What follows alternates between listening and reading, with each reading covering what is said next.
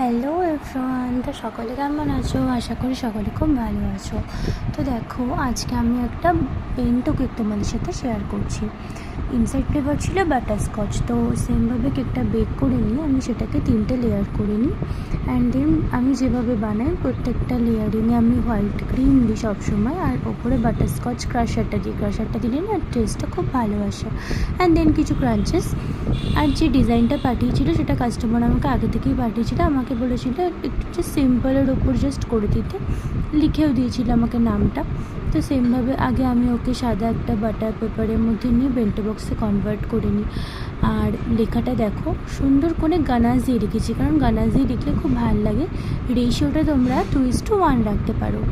তো ফাইনাল দেখো জিনিসটা কীরকম লাগছে। ভালো লাগলে অবশ্যই একটা লাইক কমেন্ট করো এবং আমার চ্যানেলটিকে সাবস্ক্রাইব করতে একদম ভুলো না। দেখা হচ্ছে পরে কোনো অন্য ভিডিওতে, ততক্ষণে